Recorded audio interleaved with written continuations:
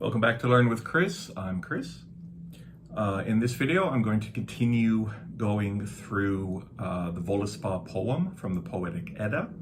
As in the previous video, I will read through several stanzas, attempting my bad Old Norse pronunciation, as well as two different English translations. I'll read them out, talk about them, give some ideas what they mean, and maybe some speculation or whatever I can come up with. So I'm just trying to go through stanza by stanza, understanding the Völuspá as deeply as I can. So we're going to begin with stanza 5. Solvap suna, sini mona. Hendi inna hugri himen jordur. Sol that ne visu hver hon sali oti. Mani that ne visu visi hot han megens oti. Sturnur that ne visu hver thar stathi otu. Okay, difficult to pronounce. Okay, our English translation, the first one is from Völuspá.org, and it says, "The sun, the sister of the moon, from the south, her right hand cast over heaven's rim. No knowledge she had where her home should be. The moon knew not what might was his. The stars knew not where their stations were." And our second English translation is from the Poetic Edda translation from Jackson Crawford. "The sun, companion of the moon, shone from the south, as the heavenly horses pulled it east to west. The sun did not yet know where it rested at night, and the stars did not know yet their places in the sky. The moon did not yet know what kind of power it had." Now, there's a discrepancy between these two translations. The first one is sun, moon, and stars, but the second one is sun, stars, and moon. That's because I believe they got the order reversed in the Old Norse translation, because there's more than one. There's variations of the Old Norse, and as I'm going through these, I'm actually finding a couple of different words sometimes in some of the stanzas. So there might be an additional word in one translation, not in another translation. I don't know the exact reasons for this, and I don't know which ones any particular English translation draws from. But that would explain some of the discrepancies or the order of the different translations. But to talk about what it means, so back in stanza 4, we were talking, or it was talking about the creation of Midgard by Odin and his brothers from the body of Ymir. Here we're talking about the sun, the moon, and the stars. And it's interesting that they don't know what they are or where they should be or what might or power they hold. So there's like an innocence to the beginning of these celestial bodies. They don't know their purpose. They don't know where they should be. They don't know what they should do. So I think this is, the meaning of this for me would be, they haven't yet been established. Like the order and structure has not yet come, but it will. And that order and that structure will come, of course, from the Aesir gods. And we're going to see this in stanza 6 in a minute, where they are actually defining time, different times of day, and they're naming all of the different parts of the day. So they're actually giving structure to time. So it's the Aesir gods themselves that are establishing the order, establishing structure in the cosmos. But at the beginning, the sun, the moon, and the stars are, let's say, ignorant or inexperienced, or they don't know what they are, but they will figure it out. Okay, and I want to specifically look at the moon. From the first translation, the moon knew not what might was his. And from the second translation, the moon did not yet know what kind of power it had. what kind of power does the moon have? So I think this is it's an interesting thing to think about. Obviously, the moon is related to, of course, there's scientific power from like tide, the gravity of the moon on the Earth creating tides, of course, which of course can have implications for agriculture, farming, fertility. The moon, of course, indicates it's nighttime, or, well, I guess technically the absence of the sun does that, but of course the moon comes out at nighttime, so it would also be a time-telling thing, of course. But what about magic and the moon? Wouldn't a lot of magical ceremonies be done potentially under the full moon or at nighttime? So I don't think that there's any direct, I couldn't find any exact quotes linking the moon and magic, particularly Sather magic, but it's compelling to me to link these together because, as we know, the cycle of the moon being approximately 29 days, I think technically it's 29 and a half days. That's how long one cycle of the moon is, one orbit of the moon around the Earth. It's very close to the female menstrual cycle, which is again 28, 29 days. And many cultures in the past, and even some cultures today, equate these together. So they draw a comparison between the cycle of the moon and the cycle of a woman's menstrual period, and they link them together. That they create a causal link, as in the moon causes that same cycle in the women. Now, today we know that this is not the case. There's no scientific linkage between the phases of the moon and a woman's menstrual cycle. But in ancient times, it would make sense for them to draw that conclusion because the timing is almost exactly related. And of course, in many cultures, a woman's period, it would actually be called her moon's blood, right? There is actual language linking these together as well. So if that's the case, and Sather magic is primarily done by women, I haven't found any direct quotes which indicate that blood was used during Sather rituals, although we know for sure that in bloats, in sacrifices, animal and or human blood was used. So we do know that blood was used in certain rituals and ceremonies. I don't think it's a big stretch to say that female, either the menstrual blood of the woman was used as a component in Sather magic. I don't have any direct evidence of that. I couldn't find any quotes linking that together, but I don't think it's a stretch. Because Sather as the female magic, now men can practice it, although it's extremely effeminate for men to do so.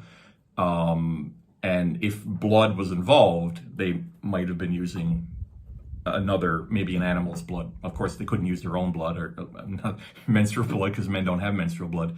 But the idea that the power of the moon related to power of magic through blood, it's compelling to me, but I don't have any, as I said, I couldn't find any quotes on that directly to link those together.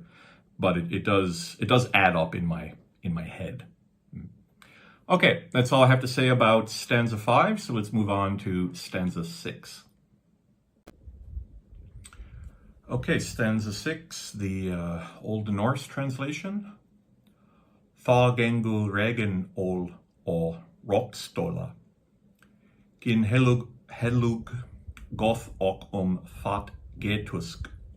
Not ok nith yom no vum govu. Morgen hetu ok mithjan dag. Orn undurn ok aptan orum at telia. English translation from the Völuspá.org. Then sought the gods their assembly seats, the holy ones and council held. Names they gave they to noon and twilight. Morning they named and the waning moon. Night and evening the years to number.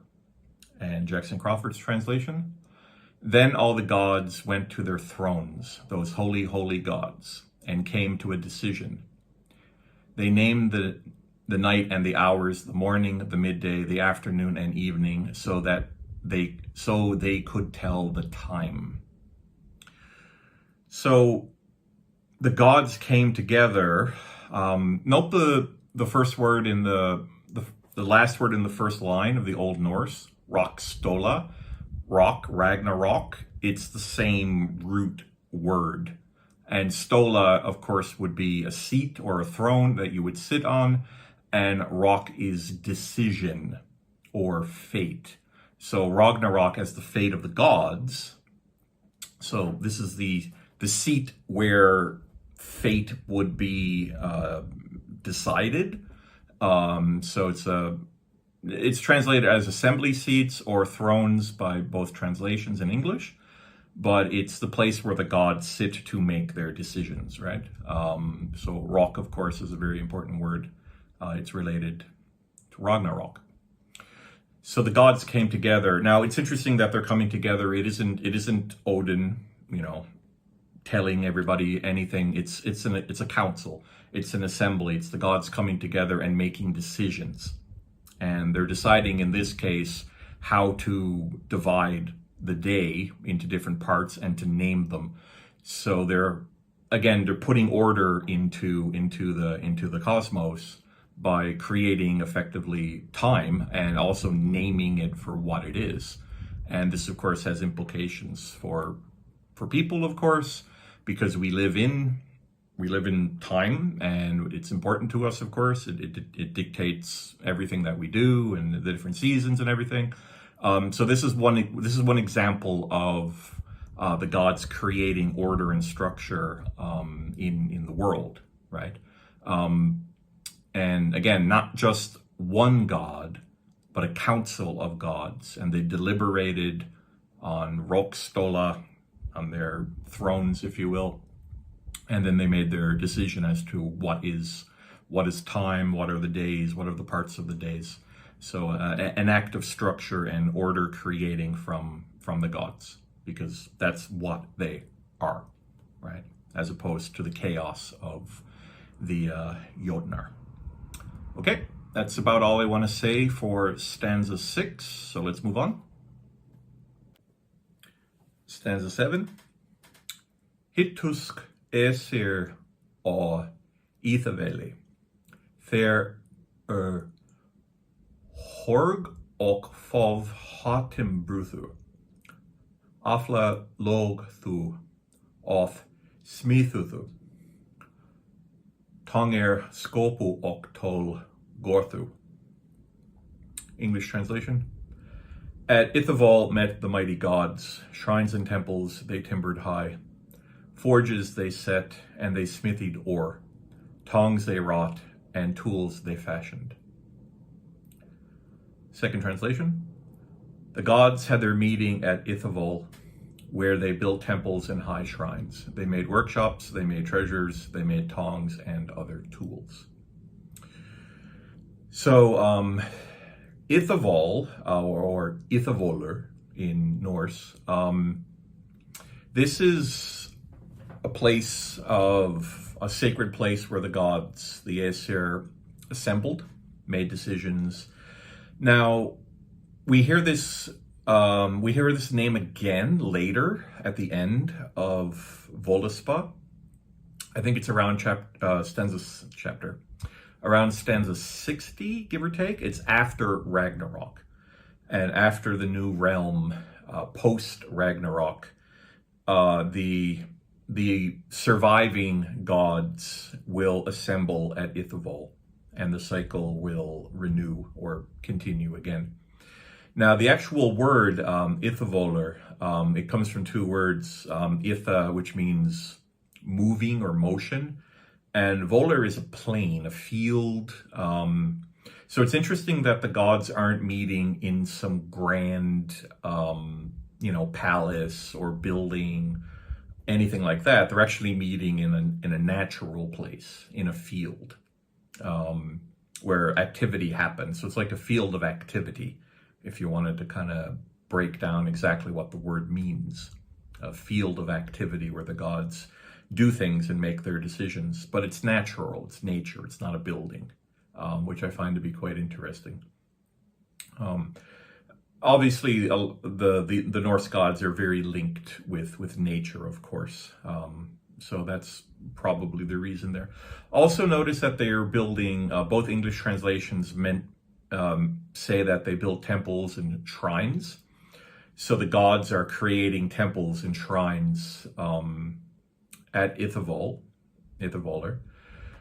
So this, of course, is them setting up their own worship. Right? Obviously, the point of temples and shrines is to worship gods. So they're setting this up. They're beginning they're starting the beginning of their own worship, where of course humans would worship them. Right? Forges they set, smithy door, tongs and tools they fashioned.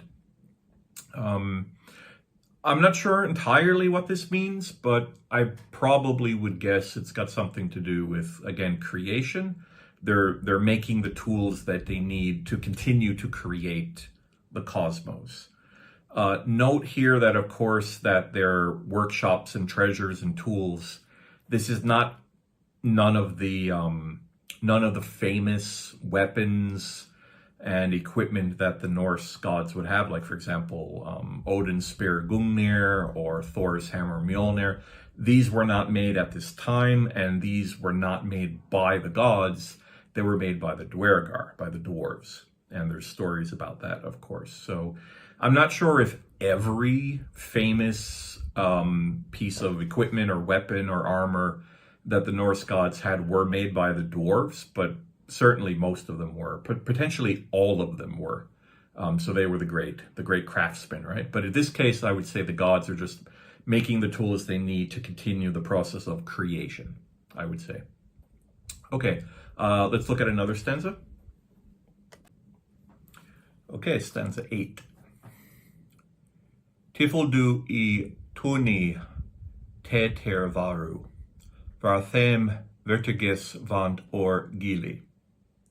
Und thrior como thursa moyar. O motkar mjok or jotun hemum. In English. In their dwellings at peace they played at tables. Of gold no lack did the gods then know. Till thither came up giant maids 3, huge of might, out of Jotunheim. Second English translation.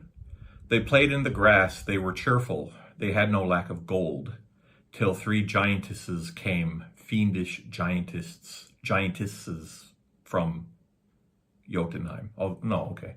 Well, fiendish giantess from Jotunheim. Okay, not plural the second time.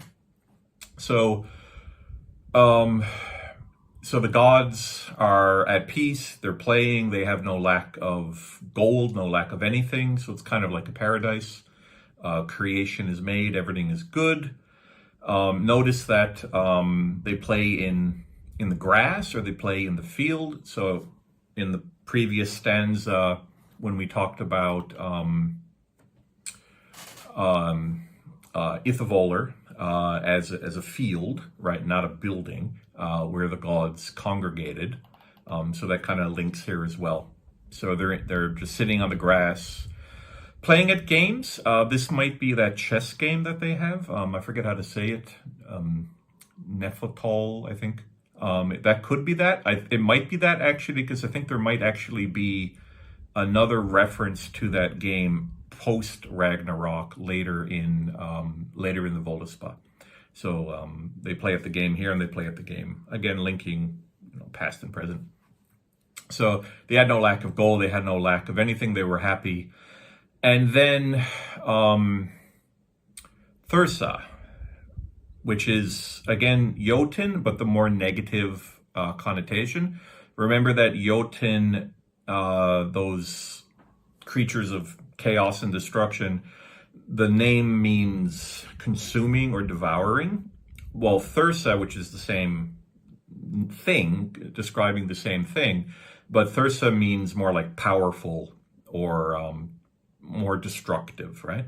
So I think that's why in Jackson Crawford's translation he says fiendish giants, because the word Thursa is used in the Norse, not Jotun, right, or Jotnar, right? So it's the more destructive aspect of them, right? So what does this mean? So the gods are at play, the gods are at peace, everything is good, and then 3 Thursa come, 3 Jotun, or 3 giants, if you want to use that. Maiden giants as well, because that's what Moyar means. Moyar means maiden. And they come mighty. The word Omotkar means mighty or powerful. And Mjolk, of course, means very, so very powerful. So 3 very powerful giantesses, or female maiden Jotun, come.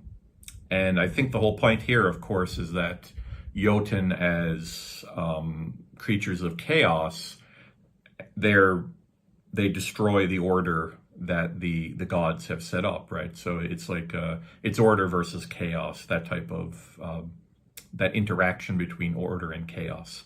The gods have made what they've made, and then the Jotun come, and well, we'll find out, I guess, in stanza 9, but potentially they'll destroy or at least disrupt what the gods have created, because that's what they do. That's what they are. They devour and they consume.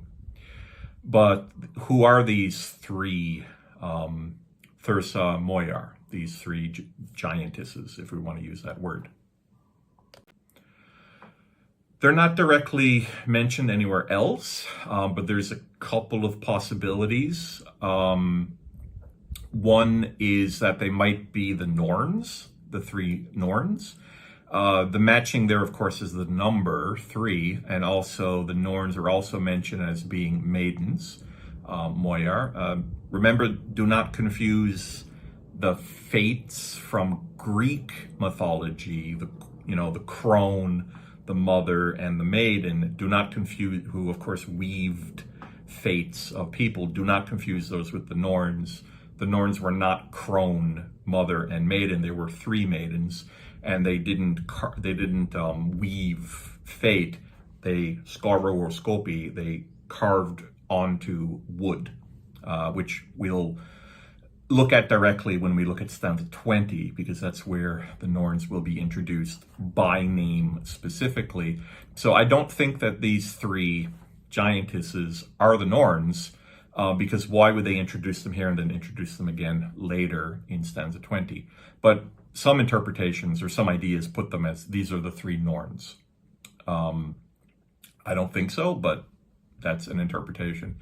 Another idea from 3 would be at the end of Baldur's drama, stanzas 14 and 15, Odin realizes the Volva that he's talking to is not a Volva, not a wise woman, but actually a Thursa, a giantess, a giantess, mother of 3. Now, mother of 3, Thursa.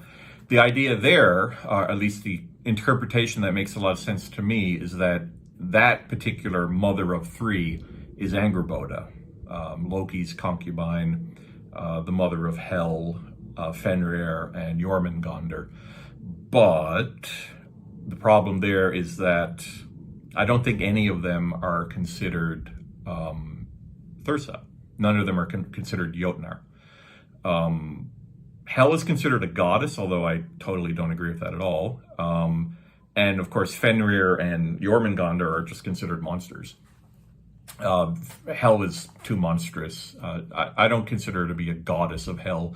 That's a common interpretation. I don't see it that way either. She's child of Angrboda, so she's a child of a Jotun, and she is monstrous, as in she's like half skeleton and half human faced. And just because she's in charge of Hel, it doesn't mean that she's a goddess. At best, that just means that she was placed there by the gods, given that responsibility. Doesn't make her a goddess. Certainly doesn't make her an Aesir.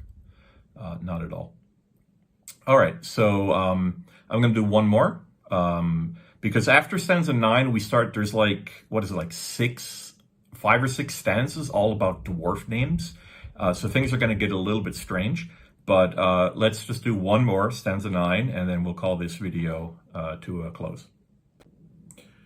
And stanza 9. Tha gengu regen ol rockstola. Ginhelo goth och thought getusk. Where skilly dwerga drott skepia. Or brimi bothi or blom legum. First translation, then sought the gods their assembly seats, the high ones the council held. This is a repeat from stanza 6, exactly the same in both languages. To find who should raise the race of dwarfs out of Brimnir's blood and the legs of Blaine. And Jackson Crawford's translation, then all the gods went to their thrones, those holy, holy gods, and came to a decision. They would make the lord of the dwarves out of Ymir's blood and his rotting limbs. So so basically back in stanza 8, everything is fine. The gods are want for nothing. And then 3 Thursa show up, 3 Jotun show up, 3 Jotnar show up. And for some reason, that forces the gods to come back into council, come back on their rockstola, on their fate thrones, their decision chairs. And they come up with the decision to create either the race of the dwarves or the lord of the dwarves, depending on which translation we're looking at, out of Ymir's blood. Brimmi is another word for Ymir. Blothy, of course, Blothy's blood. And the blom legum, blue legs. Blue, of course, would imply rotten. And of course, that's what happens when bodies rot. You know, they become bluish and blackish color.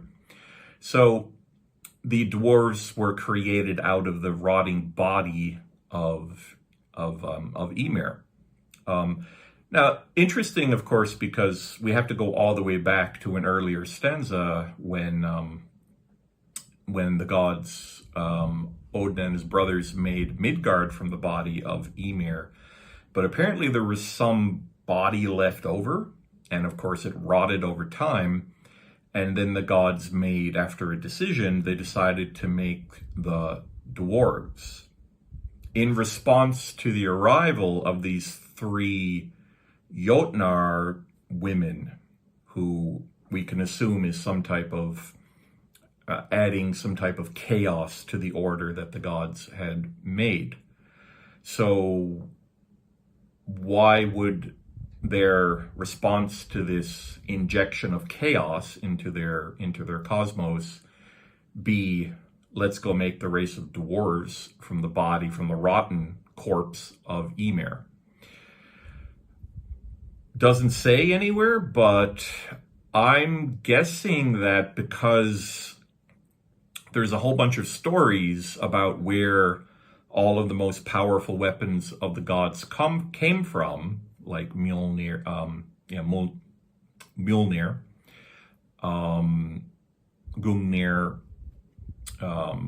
Draupnir, Odin's ring that reproduces itself every 9 days, the folding ship, all of this stuff was made by the dwarves and others as well. So all the greatest creations, all the greatest magical artifacts created were done by the Dwergar, by the dwarves. So is that why the gods created the dwarves, so that they could get better weapons, better armament against the Jotnar? I mean, it doesn't say anywhere, but that maybe is a reason. That's maybe plausible. Doesn't say exactly, but it's possible.